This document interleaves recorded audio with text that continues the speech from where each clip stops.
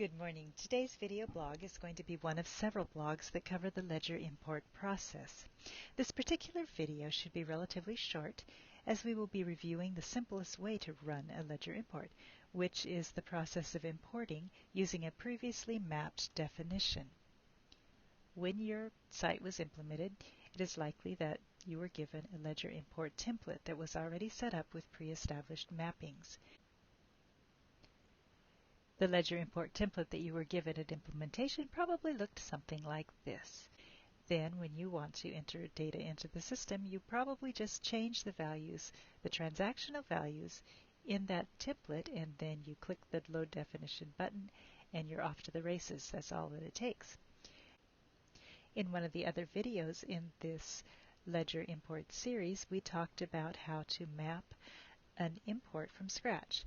And we set up that import as the appropriations import, and we named the definition appropriations. So we're going to upload this information that I have on my spreadsheet now, and we're going to use that mapping, the appropriations mapping, even though this is not an appropriations upload, and we'll talk about how we can rename that.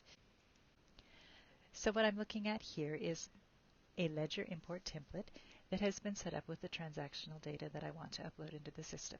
Now this looks different than the ledger import template you've probably seen and used before, but it is basically the same. It has the same fields in relatively the same order, and it's going to work just fine for our purposes. Okay, so I'm going to the add-ins and I'm going to select my data send process, and here's the interface. I will click load definition, and because I saved this as an internal definition before, I'm going to choose that internal definition, and I'm going to choose JV mapping because that's what I want. I want to upload this JV. And here is all of my information. And as you may have seen in a different video that covered mapping for ledger imports, all of these fields have already been predetermined.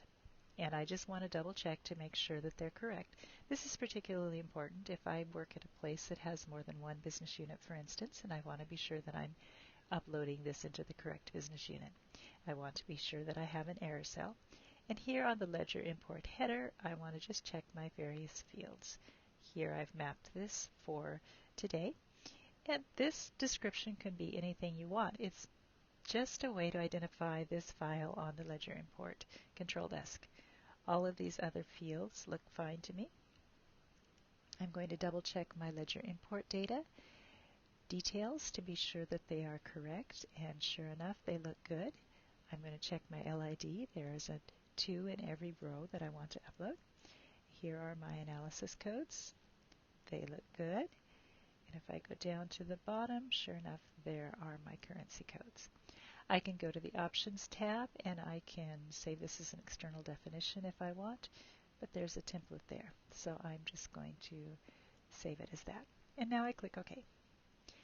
This is overriding data that's previously been saved into the mapping, so I'm going to say OK. And it has transferred 8 records into the Sun Systems 5 control desk. So I'm going to click OK and that will disappear. And I will go into Sun Systems 5 now to find the ledger import side of the process. And I'm going to have to search for it. Ledger import. There it is. Okay, here is my ledger import control desk. There are 2 files waiting for the process to be completed. And this first one, the journal reversal and copy, has found errors. It was previously run and it was determined that there were errors in the data, so the import did not go through. So that is there to be reviewed later. But here is the file that we just uploaded. Notice the description. Once again, that description just helps me find that file in this list, and I will click Review. I'm going to notice that here is my file correctly selected, and I will choose the ledger import process from the batch process field. And I'll click OK. It's clunky, but it works. I can review. Sure enough, there are 8 entries in this file, so yeah, that's the one that I want. I can look here if I want. It's going to post by ledger entry 3, which is ledger analysis 3, which is what we want. It's going to ledger A and post if no errors, so that looks good. and I'm going to click the process button. At this point, there's going to be a delay while the system validates the data. And voila, it posted. That was really fast. So I get this question message informing me that the run was successful and no errors were found in my data. Do I wish to reproduce the report? And I'm going to say no. Had there been errors in my data, then yes, I would have wanted that report. But since it's fine, I'm going to say no because I know that I'm going to get this journal listing. And I get an information message every time telling me that the batch program completed successfully. I would get this message even if the ledger import had not actually been posted into the ledger because of errors in the data.